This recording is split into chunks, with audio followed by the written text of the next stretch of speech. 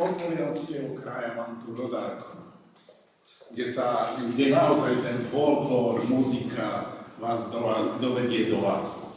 Ale terchovská muzika, to je niečo, čo mi tu zostalo, podobne ako moja rodná dedina, môj rodný folklór. Títo terchovskí naozaj sú mi všetci srdci a mám ich všetkých rád. Musím ale začať ešte trošku tej svojej tvorbe. Áno, Peter povedal, že v roku 1990 pri otvorení Cirovenkovských dní som bol.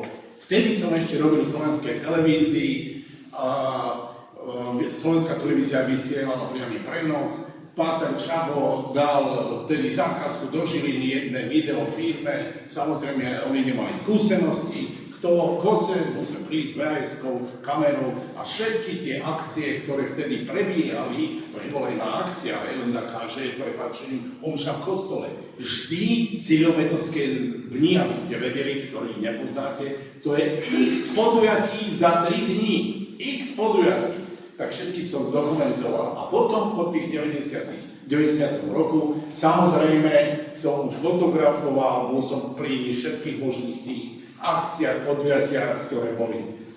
Neexistovali by najväčšie, najdlhšie podujatie, ktoré na Slovensku je. Nikde sa to tak nesklonuje. Nikde, pretože už sú viaceré akcie, ktoré idú Cirovetovské dni a mám ich rád a budem na ne chodiť dovtedy, kým sa mi bude dať a kým ak sa volajú.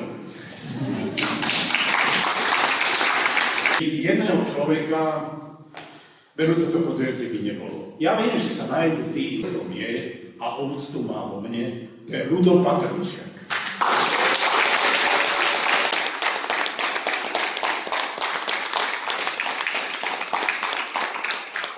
Aby som tu nezdržiaval. Naozaj želám všetkým, aby chodili na Cirovetovské dni, aby sa zúčastnili krásnych akcií, ktoré toto podujatie ponúka a určite bude stále ponúkať.